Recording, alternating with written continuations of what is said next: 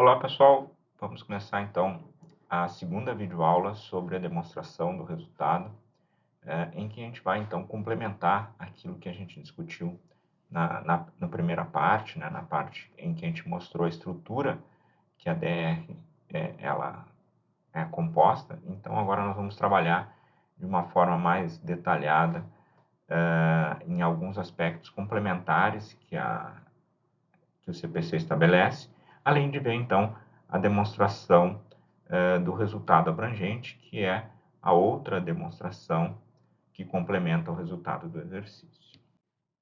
Bom, então, falando em complementação da demonstração, né, o CPC 26, nos itens 97 e 98, ele complementa, né, dizendo que a DR, quando tiver receitas e despesas consideradas materiais, materiais é quando ele tem relevância, que se destaca, né? Coisa que não seja importante, né? Lembrando lá das características e dos princípios necessários a uma boa informação contábil, a informação ela precisa ser material, ou seja, ela tem que ser representativa, né?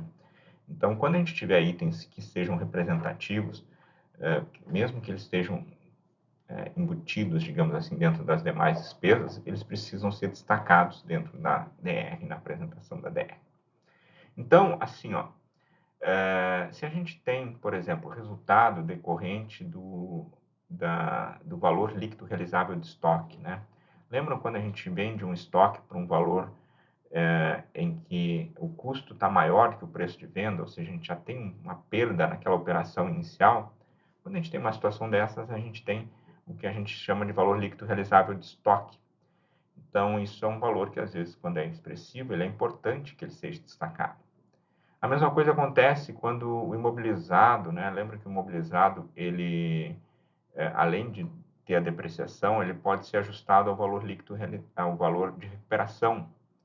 Esse valor de recuperação é quando existe uma perda que vai além do valor do desgaste natural da depreciação. Então, nesse caso, a gente precisa contabilizar isso separado e destacado na DR, tá? Porque o CPC destaca a necessidade de ressaltar essa informação. O mesmo acontece quando a gente tem gastos de reestruturação, né? Então, gasto de reestruturação e até a própria reversão desses gastos, eles são tratados de forma separada para não agregar dentro da despesa administrativa, despesa que não é frequente, assim, uma despesa ocasional decorrente dessa reestruturação que a empresa faz em determinado momento. Também deve ser destacado como item específico aquilo que trata de baixa de bens do imobilizado, do investimento, até do intangível. Lembram que se eu tenho um bem e eu vendo esse bem, a venda desse bem ela deve ser registrada dentro do nosso resultado de acordo com aquele com que se obtiver, né? Então, se eu pegar o valor do bem menos a sua depreciação e eu vender ele por um valor maior do que esse valor de registro, né? Esse valor do bem diminuído da depreciação, eu tenho um ganho. Se eu vender por um valor menor, eu tenho uma perda. Então, esse resultado de ganho ou perda com elementos do imobilizado, intangível e do investimento, se ele for representativo, ou seja, se ele for material, ele deve ter uma linha destacada na DR também. Ah, ele só não vai ter se for um valor muito pouco expressivo, que não cause grandes impactos. Mas se tiver esse impacto, ele precisa estar numa linha específica dentro da DR. Soluções de litígios, né, quando há uma discussão jurídica e tal, que envolva alguma questão específica, também pode estar como um item específico se tiver um valor material. E quando tiver a reversão de alguma provisão, né, então, eventualmente, a empresa constituiu uma provisão para atender alguma necessidade específica e essa provisão ela deixou de ter a necessidade de existir, então ela pode ser revertida e deve ser destacada quando for o valor for material na DR. Então, assim, ó, resumindo tudo, o que nós temos? Nós temos a DR de acordo com aquilo que a gente viu lá no vídeo 1, né, de uma forma esquematizada, né, resumida. Né? Então, a gente parte da receita, diminui os custos, né, do produto, da mercadoria, do serviço, chega ao resultado bruto, diminui deles as despesas administrativas, as despesas de vendas, as despesas gerais, as outras receitas ou despesas operacionais que, porventura, a empresa tenha, essas que aparecem e que podem aparecer em itens específicos, né? O resultado da equivalência patrimonial, se chega ao resultado antes da receita e da despesa financeira, se descreve, então, a receita e a despesa financeira, se chega ao resultado antes dos tributos, se deduz os tributos, se chega ao resultado líquido da operação continuada ou o resultado líquido final, e se a empresa tem, então, operação descontinuada, então nós temos um item a mais com o resultado da operação descontinuada, e aí sim chega ao resultado líquido do exercício. Ou seja, isso aqui é o esquema, tá? Não quer dizer que é um modelo, que todo mundo tem que ser igual, todo mundo tem que ser... Aquilo que eu disse para você, o CPC, ele orienta o formato e a empresa pode, desde que atenda a esses itens e esses requisitos que estão estabelecidos, estruturar a sua demonstração. Mas digamos que isso é um esqueminha, que nem eu fiz lá no balanço, em que a gente tem o esquema dos elementos que compõem o ativo, passivo, patrimônio líquido. Então, é o esquema, né, de como é que fica e como é que deve ser apresentado as informações relativo à demonstração do resultado. Bom, além disso, o CPC ainda traz mais uma questão que é apresentar essas informações de duas formas. Pela natureza da despesa, tá? Que seria da forma um pouquinho diferente disso que a gente viu, ou da função da despesa, que é o que a gente vai ver na sequência. Então, da natureza é permitir que a informação ela fique mais detalhada em relação à natureza de cada despesa. É meio que deixar a coisa bem analítica, tá? Então, a gente, em vez de pegar e apurar o custo, tu vai lá ver quanto é que foi o consumo de mercadoria, de matéria-prima, as despesas específicas de transporte, despesas, em vez de juntar as despesas administrativas, tu vai lá e separa despesa por despesa, né? Seria uma forma diferente de chegar ao resultado, mas de uma forma um pouco mais analítica, considerando a natureza de cada despesa. Ou então, a função da despesa, que é aquilo que a gente já viu naquele modelinho que eu mostrei para vocês, né? Meio que esquematizando, né, a distribuição e a construção das informações da DR. Então, assim, é um modelinho, tá aqui o modelinho das duas opções, né? Então, do lado esquerdo nós vemos o método pela função, né? Então, aí aparece lá aquilo, igual que eu mostrei no modelo, receita de vendas menos CPV, igual resultado bruto, menos despesa de venda, despesa administrativa, outras despesas, chega no resultado antes dos tributos. E na natureza aí não, aí tu abre, né?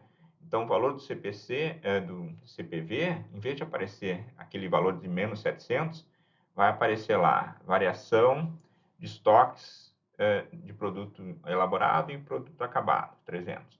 Consumo de materiais e matéria-prima, 400. Então, é a soma dos 700, né? Mas só que tu abre, né? A mesma coisa que a despesa ali, despesa de venda e despesa administrativa. Em vez de estar ela toda junta, está separada. Ó, despesa de salário e benefício, depreciação, comissões.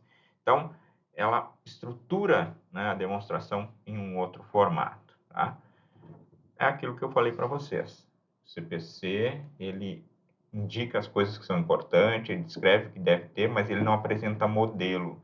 Quem constrói modelo somos nós. Nós é que construímos o formato que nos parece mais adequado para montar as demonstrações. Se vocês olharem as publicações, vocês vão ver que vai ter DRs publicadas de forma diferente. Em geral, elas seguem aquele formato da função da despesa. A grande maioria segue esse caminho. Mas é para a gente entender que se tiver diferente, não está errado, só está seguindo outro aspecto que aparece, né, no CPC.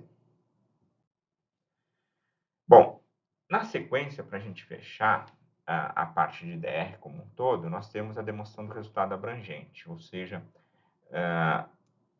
a contabilidade ela trabalhava sempre com o resultado, considerando aquilo, receita e despesa, receita e atividade, tudo muito focado na atividade operacional da empresa, vai fechar o que não é não operacional, pronto, tá. Mas a evolução do tempo, a modernidade, o entendimento de que o resultado é mais do que simplesmente só as receitas e despesas, se chegou à conclusão que precisaria ter algo mais abrangente. Então, aí, aparece a demonstração do resultado abrangente, que faz com que a gente complemente o resultado do exercício com resultados que vão além da questão do exercício em si, além da questão simplesmente do resultado financeiro, além da atividade normal da empresa, mas que gera algum tipo de resultado. Tá? Então, essa demonstração do resultado abrangente, ela vai aparecer de forma isolada na demonstração, como uma sequência da DR, ou ela pode aparecer, nós vamos ver isso muito frequentemente, dentro da demonstração de mutações de patrimônio líquido, trazendo os seus elementos dentro da mutação de patrimônio líquido. Por quê? Porque essas variações abrangentes, elas impactam o resultado, mas elas não impactam a operação da empresa em si, e sim o patrimônio líquido da empresa. Então, elas impactam mais o patrimônio líquido como um todo do que o resultado em si. Mas elas não são reservas, não são capital, mas impactam. Então, elas são algo mais, né, um resultado abrangente. E esse resultado abrangente, então, ele precisa ser descrito de uma forma separada.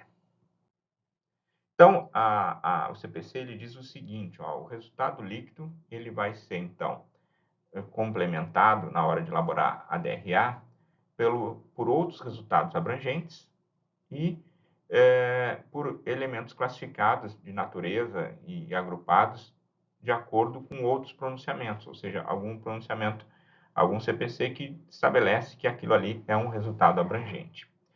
E mais ainda a participação em outras empresas que têm um resultado abrangente, ou seja, a equivalência patrimonial de empresas que nós participamos que têm resultado abrangente. Então, se a empresa que a gente participa tem um resultado abrangente, a gente vai registrar a equivalência patrimonial normal do resultado lá na DR e a equivalência patrimonial do resultado abrangente na DRA, separado. Tá? Sempre o resultado da equivalência tem que estar separado. E aí nós chegamos ao resultado abrangente do período. Então, o formato, a estrutura geral da DRA, ela é bem simples. A questão é sempre identificar quais são os componentes que podem compor essa DRA. Então, por isso que eu trouxe um exemplo agora na sequência para a gente entender um pouquinho melhor. Imagine o seguinte, a empresa tem um resultado líquido, X, né, 272 mil, e aí ela tem algumas questões que são resultados abrangentes. Então, o primeiro que aparece é o ajuste de instrumentos financeiros, que é o mais comum que tem em termos de resultado abrangente. Né? Se usa muito os instrumentos de hedge, que são um instrumento que decorre de uma operação no mercado para evitar riscos. Né? Então, se a empresa tem um risco muito grande para manter um caixa, para manter um preço de um produto, ela pode fazer uma operação de hedge e essa operação vai garantir esses valores. Né? Normalmente essas operações elas são dentro do mercado de futuro, de contratos futuros, de operações de opção de compra, de opção de venda, que são swap, que são derivativos que existem no mercado financeiro, que permitem que eu faça um investimento, digamos assim, para garantir o preço de uma determinada operação, em que alguém se dispõe, eu, no caso, né, vou fazer esse investimento para garantir determinado valor, e alguém do outra ponta vai ser o que vai, digamos assim, garantir essa operação. Né? Então, um exemplo bem simples, assim, né? Se eu quero garantir um valor de um produto que tem variação de dólar, por exemplo, eu faço um contrato para garantir que vai se manter naquele valor do dólar.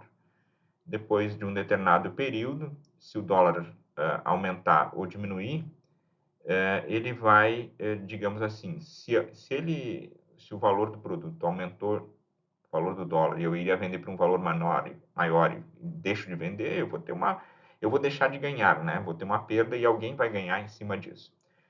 E da mesma forma inversa, né? Então, Se eu deixei de ganhar, alguém ganhou, né? Se eu ganhei, se eu perdi, se eu ganhei, alguém perdeu, né? Então vai ter sempre essa coisa de uma relação em que um vai ter um benefício e o outro vai ter um prejuízo. Mas às vezes isso é importante porque a variação do mercado ela é muito grande. Então, ter uma certa garantia de manter um valor, às vezes é melhor do que ganhar. Tá? Então, se eu fizer essa operação e eu manter um valor que para mim é um bom resultado, mesmo que eu pudesse ter ganho mais se eu tivesse arriscado, digamos assim, aquilo vale mais para mim. Então, se eu fiz um investimento para garantir que o valor era X, né, é R$ 100, se depois desse período aquele produto passa a valer 130, eu deixei de ganhar esses 30, alguém ganhou, porque fez o investimento do outro lado nessa operação. Mas, no entanto, se ele, em vez de ser 100, ele ficou em 80 ou 90, eu deixei de perder esse valor. Tá? Então, isso para mim vai ser importante. Né? Eu não vou ter essa perda. Né? Como eu não vou ter o ganho, mas eu vou ter o resultado que eu queria ter. Né? Ou seja, eu garanti o valor que eu queria ter. E o mercado de opções ele serve para isso, serve para esse tipo de negócio. Tu projeta no futuro algo que tu deseja e alguém, em contrapartida, está também pensando no seu investimento e vai tratar isso da outra ponta. Né? Alguém vai ganhar, alguém vai perder, mas isso é uma forma de garantir e diminuir o risco em determinadas operações. Tá? Com o tempo vocês vão trabalhar essa questão também dentro da disciplina de mercado de capitais e vocês vão conhecer melhor como operacionalizar. O que nos interessa aqui é o impacto que isso traz no resultado. Então, por exemplo, nesse exemplo aqui, o instrumento financeiro, uma operação dessa de compra e de venda, o ajuste dela me provoca uma perda aqui de 60 mil. Tá? Então, essa perda de 60 mil, ela vai para a DRA, né, da nossa demonstração. Então, ele não é uma perda no resultado normal da empresa, é uma perda no resultado abrangente, na operação com o instrumento financeiro. E o tributo que seria incidente, ele vai, então, deduzir desse valor. No caso, como o resultado é negativo, nesse caso, como é uma operação que ainda não está encerrada, é uma operação em negociação, a gente tem que provisionar a expectativa de imposto que teria a favor ou contra, né? Sempre vai ser inverso ao valor do resultado que a gente teve. A equivalência patrimonial também fica num elemento separado, né? Ajuste de conversão do período, então, quando há conversão de valores monetários a uma moeda estrangeira para efeito de publicação, divulgação, demonstração, o impacto que isso tem no resultado aparece também como resultado abrangente. E outras classificações e reclassificações de instrumentos financeiros também vão aparecer como resultado abrangente.